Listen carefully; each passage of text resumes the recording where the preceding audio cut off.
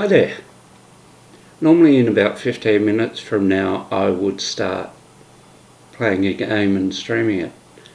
And I will. I'm planning to do that after I resubscribe to World of Warcraft tonight. But before that, I was just watching a YouTube and I thought, rather than just watch it on my own, particularly seeing I'm running out of time, I'll just watch it on stream, and I'll start my actual World of Warcraft stream a little bit later. Now, hopefully you don't turn off straight away because of this, but if you do, that's fine. That's your choice in a democracy. But what I'll do is I will just draw a few little pictures and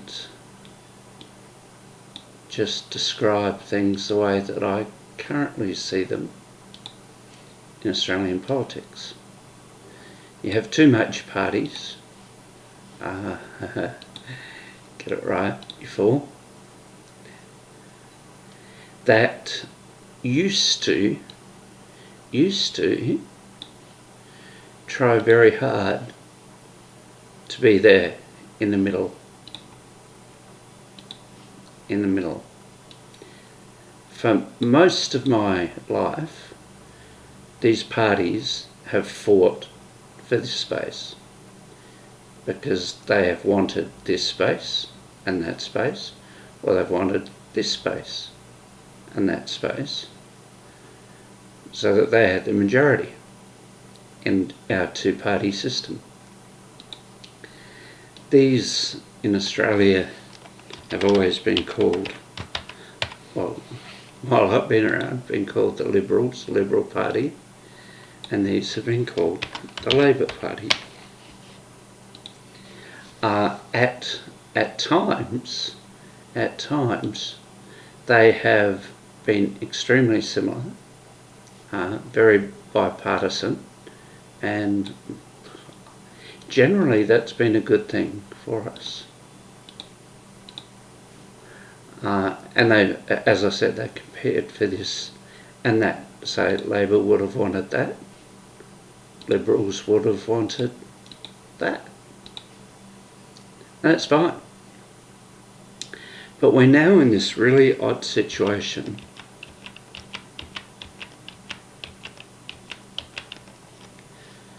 that we have something that's more akin to this.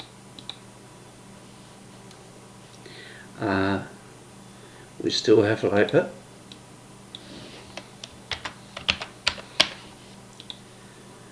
We still have Liberal.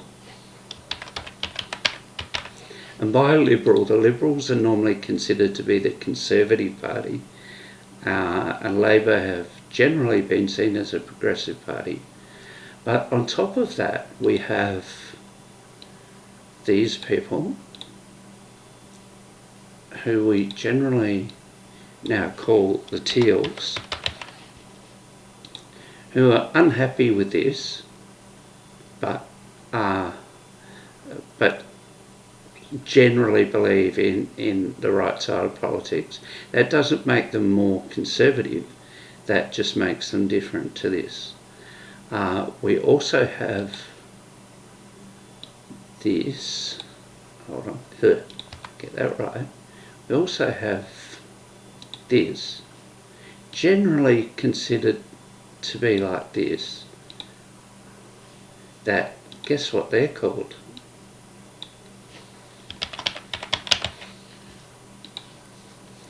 Okay, so in Australia we had a Prime Minister called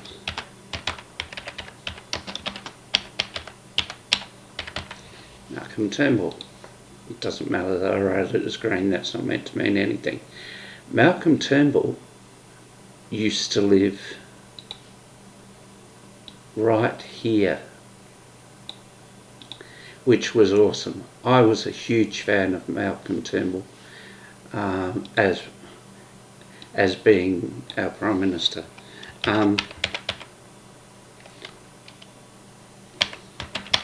and he was always considered to be a moderate Liberal, and often agreed more with Labor than I'd say the far right of his own party. What we had on the left-hand side was orange means nothing in this context. In fact, no, I'm going to avoid using orange for obvious reasons.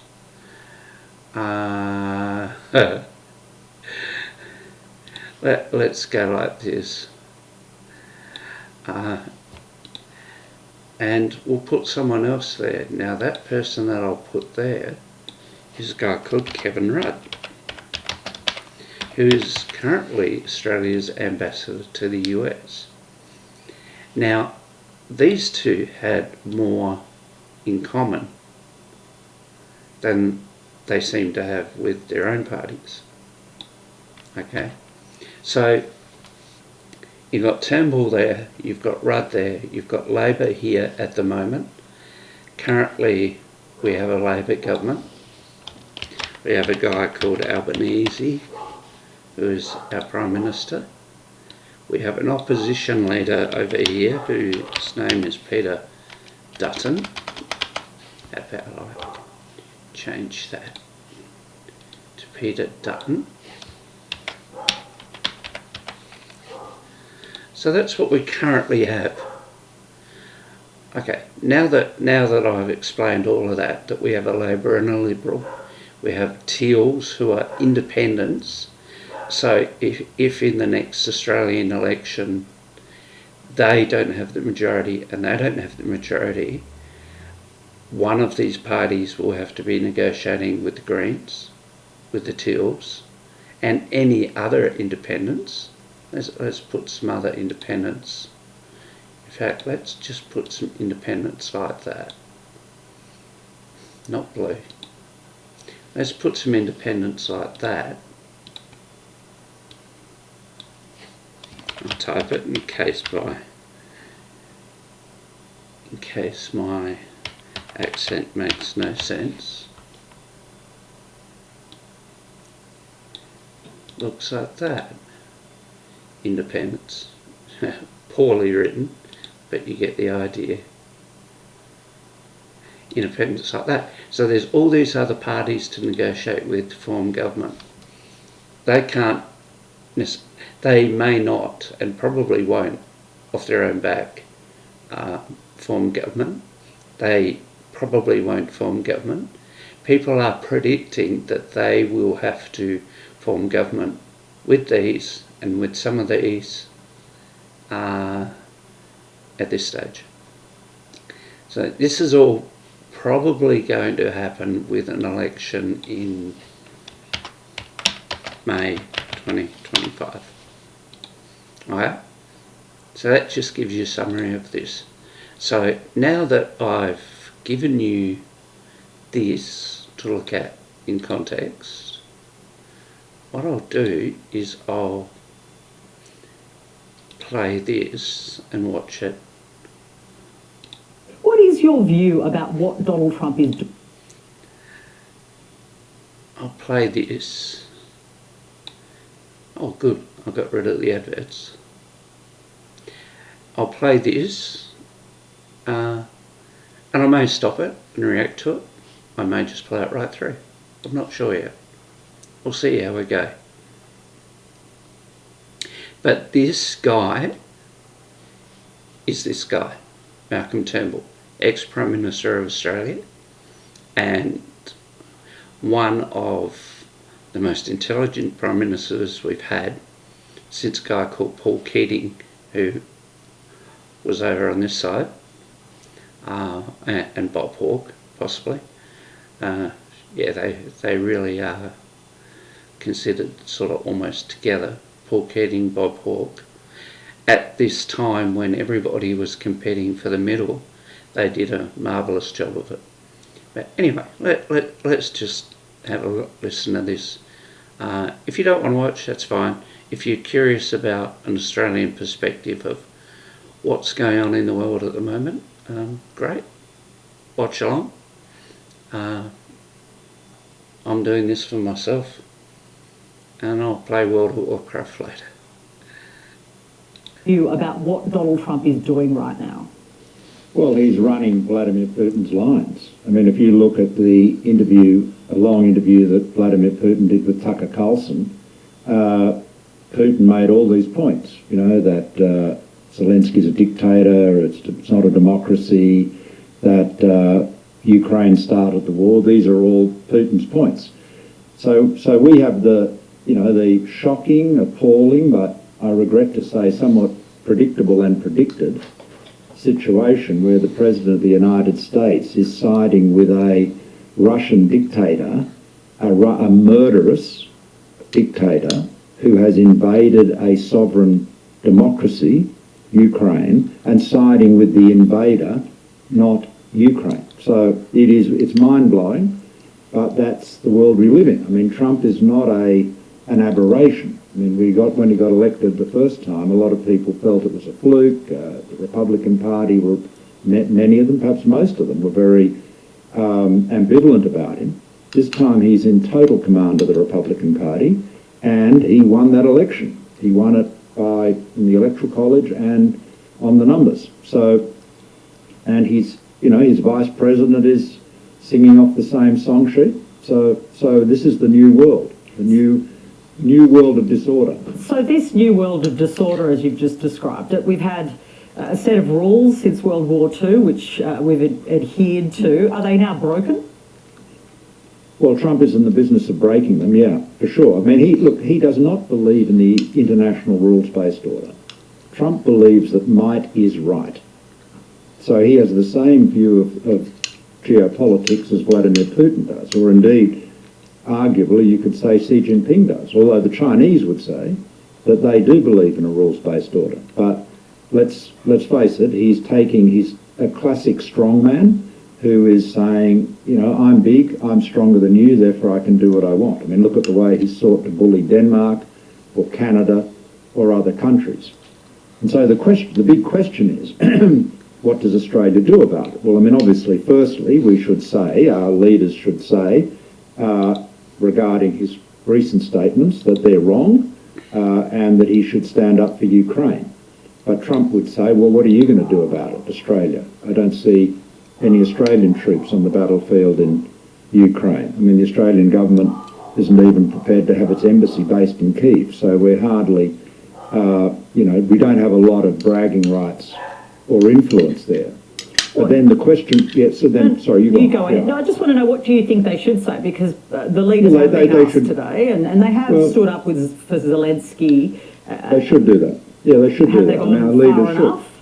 Yeah, well, I mean, you can go as far as you like. I mean, but ultimately, we should be saying, and I think vast majority of the world will be saying this, is that what Trump is saying about Zelensky is not only wrong factually, but it's wrong morally. So he is essentially giving, he appears to be at the point of facilitating a victory for Vladimir Putin over Ukraine. Now, just contemplate that. It is mind-blowing. But then the question is, what does that mean for us? And we have to recognise the world has changed, America has changed.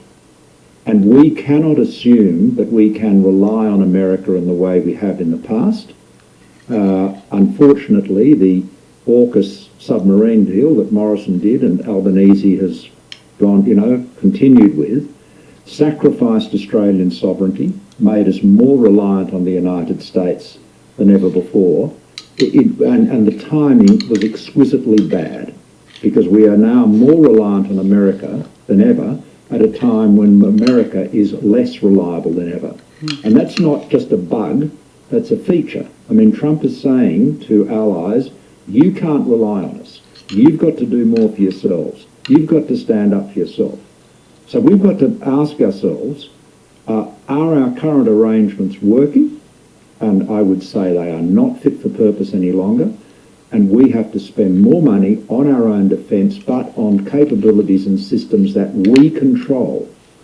That we have to focus on our own sovereignty and defending ourselves, and not running to the, not just assuming that we're always going to be part of some coalition with the Americans. We cannot rely on the new America in the way we have in the past. We know your views on AUKUS and particularly the submarine deal, but I just want to tease out whether this is a broader view you have beyond the deal on submarines. Is the Australia-US alliance in the same shape it's always been, or has it been radically undermined by these latest comments by Donald Trump? Well, it is different, right? I mean, Trump is transactional. He is totally focused on American self-interest. What is his slogan? America first. So we cannot assume that America has any altruistic regard for Australia. You know, we have got to be able to defend ourselves, and we've got to be prepared to stand up for ourselves. Now, you know, I stood up to Trump. I stood up to Obama, for that matter, less colourfully, I guess, or notoriously. But the reality is, we've got to be prepared. Our leaders have got to stand up for Australia, and we've got to have the ability to defend ourselves. And so instead of focusing on capabilities that are now enable us to integrate with the US Navy in the South China Sea or the broader Pacific, we have to be thinking about how we defend this continent, this Australian continent, how we defend ourselves and how we defend ourselves in our region. Because we could be alone.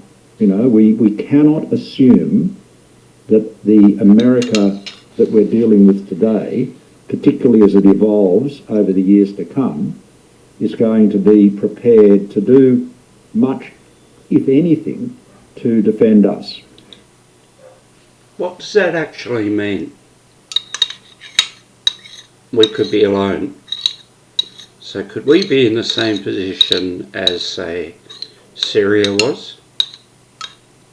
Could we be in the same position as Ukraine was?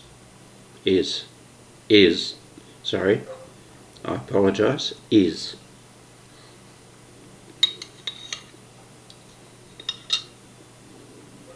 I'm not sure what the answer to that is. What effect does this have on Taiwan, on China? What effect does that have on the potential for Australia to be the next battleground on which the big parties decide to duke it out? Or am I taking that too far? Is that not possible? Anyway, let's see what else they say. And what is your assessment of the way our leaders, obviously Prime Minister Anthony Albanese, but Peter Dutton too, are dealing with this alliance? I mean, they may have backed Zelensky today, but there's a lot of caution about Donald Trump. They're obviously not wanting to undermine the alliance. Do you think they should be saying other things? It's not the question of the alliance, it's they're scared of Trump. They're scared that he will impose tariffs. And so, in other words, they're doing exactly what a bully wants you to do, which is to knuckle under, okay? So it's just timidity and fear, that's all. The reality is the alliance is different because the United States has changed, not us.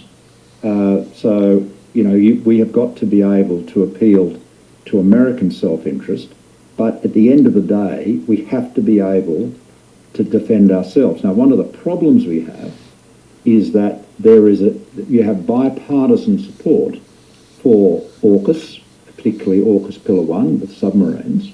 It was a Morrison's, terrible decision, I think a catastrophic decision, which Albanese, for purely political reasons, adopted.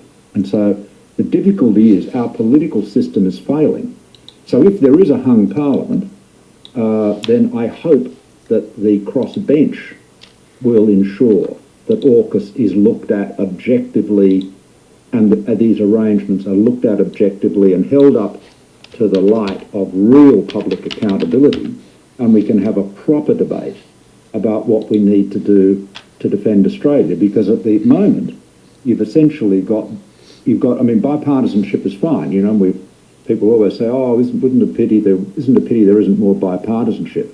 But when you've got bipartisan error or bipartisan gaslighting, that's essentially where we are at the moment. I mean, we have to recognise the world has changed.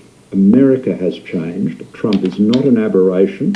He was democratically elected and he has huge following, and he's got a lot of people in government, in the Congress, that agree with it. And they're, you know, so this is the world we live in. So you think that the crossbench, and you're right, all of the polling is suggesting we'll have a hung parliament. Of course, you know, the election has to be run and fought. You run in elections, you never know what will happen. But if it is a hung parliament, you're urging the crossbenchers to use their negotiation to shift the support away from AUKUS and to revisit the way that we approach and deal with America. Well, I think we have to, for a start, we have to have what I'd be saying, and I say this to all parliamentarians, you know, present and potential, we have to be honest and ask ourselves some serious questions. I mean, we know that it is most unlikely that we will ever get any American submarines because their Navy will not be able to spare them, okay? They will put the interests of their own Navy first. We know that the British submarine industrial base is shambolic. We know that Britain's defence industry is in disarray. We know that Britain is going to have to focus on Europe. I mean, the consequence of America withdrawing support from Europe is the Europeans are going to have to be more focused there. So, you know, all of that tells you that deal that I think was a massive mistake in 2021 when Morrison did it, it let Australia down shamefully. It looks even worse today. And so that we've got to look at that clear-eyed, objectively, don't delude ourselves, don't worry about offending anybody, and just focus on how we defend this country and be in a position to do so standing on our own 2 feet. Now, just another question which is very much related. Donald Trump has frozen foreign aid, as you know. There are reports today that it stopped vital projects in this.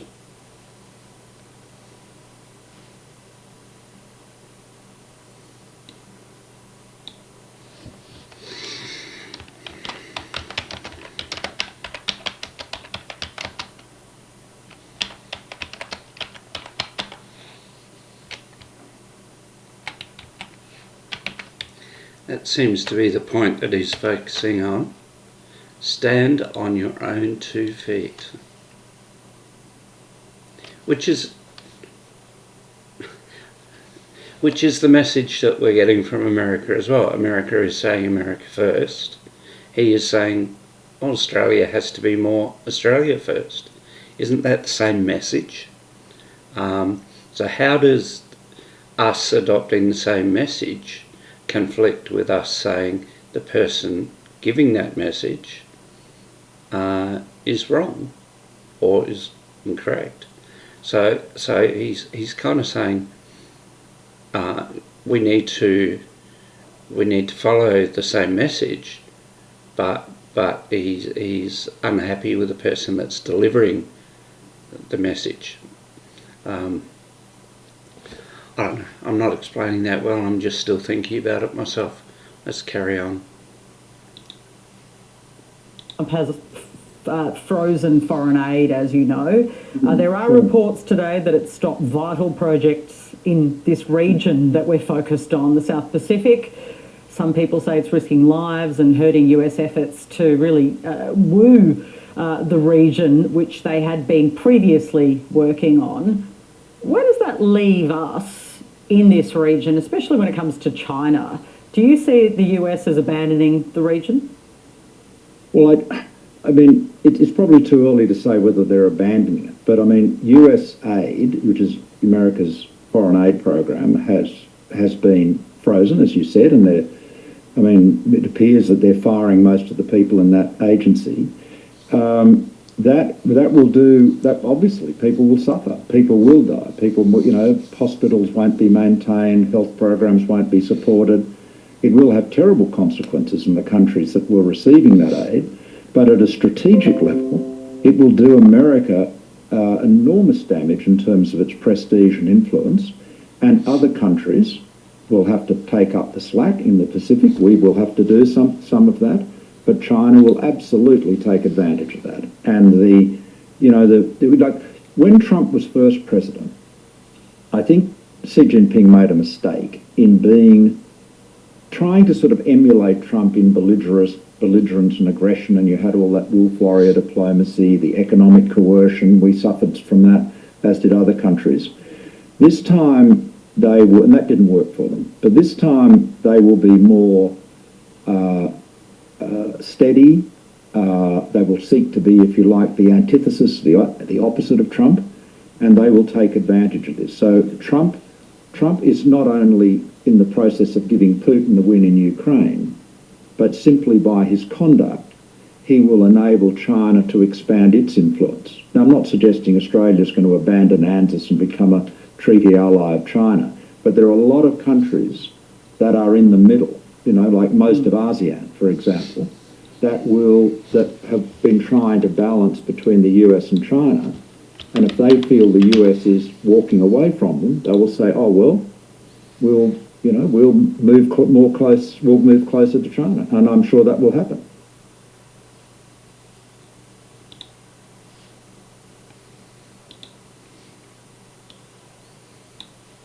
Interesting. I'm not going to make much comment on any or all of that because I've just heard it for myself and I need to take that in as well. But I've given you the Australian perspective on where things stand. I've explained that we have our own election happening in May. I've explained how our political system used to focus on being in the centre and sort of taking the big chunk out of the side, whereas we've now got a more split system of two major parties, but we've got splits off of those major parties as well, and the combination of that yellow and that teal and that green is that percentage is much higher.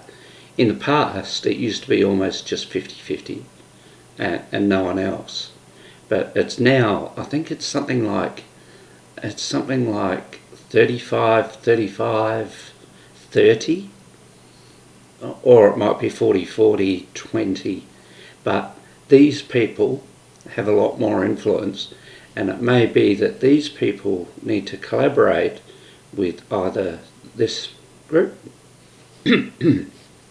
or this group to form a government. Now, if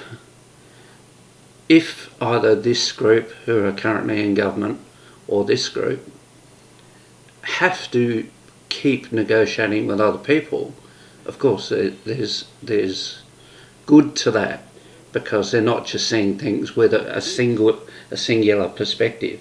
They're having to take into account perspectives of other people and negotiate that and do whatever they do to pass laws. But there's also a downside to that, in that they can't just react quickly and do things. They need to take into account those things. They may not get through the things that they want. They may be less effective in being productive. And so we've got all that coming in May. The election date's not announced yet, but I think it can be no later than May. So we're in February now, and I think they'd probably have to announce it a month ahead of time. So it's going to be somewhere between the end of March and May. So that window is, when it happens, it's getting smaller. And that's what's in front of us.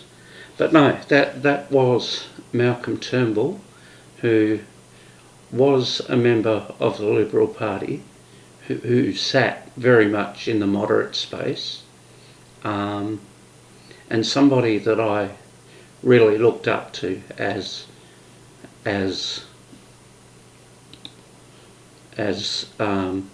important political figure for this country. Anyway, I'm going to stop it there. I'm going to have the rest of my dinner and I'll just go play World of Warcraft, eh? Thanks.